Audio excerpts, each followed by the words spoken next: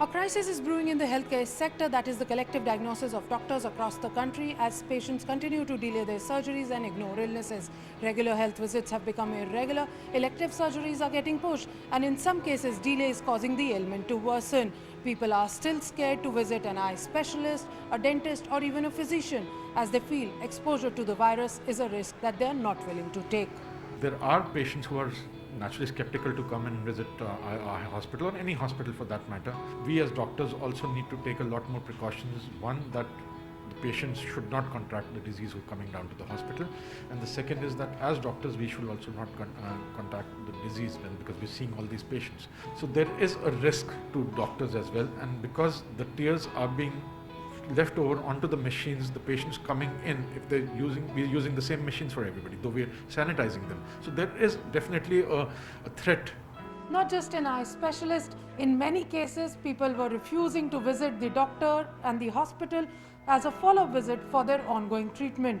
In many cases, in fact, the infection had set in that the limbs were to be amputated because their treatment could not be completed as the patient were too scared to visit the hospital.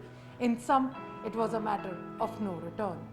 During this period, it's been very, very unfortunate because a lot of patients that I know of have lost their lives as well as they've lost their legs during this period.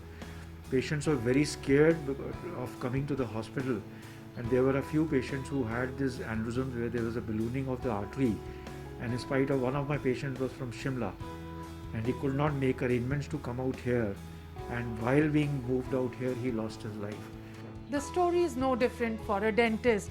People across age groups are learning to live with dental discomfort and toothaches because of a government advisory that they should refrain from touching their face.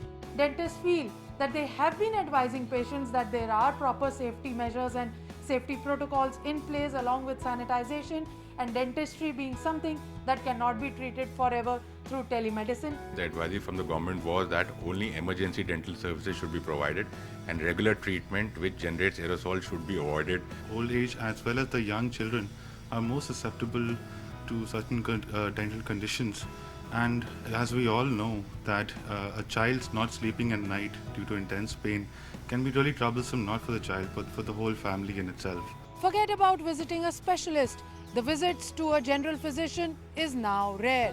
However, telemedicine has proven to be a savior here as families are happy to video and telechat with their doctors to get a prescription for a common ailment. The patient are feared to come to hospital, so they are adopting the route of telemedicine. Telemedicine is a temporary solution. Doctor has to examine the patient physically. That is very important. The anxiousness is palpable on both the sides of this divide.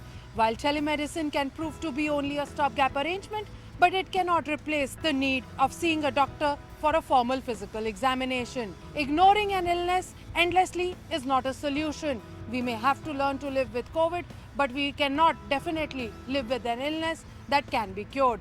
With camera person Gaurav Tyagi, this is Timsi Jaipuria in New Delhi.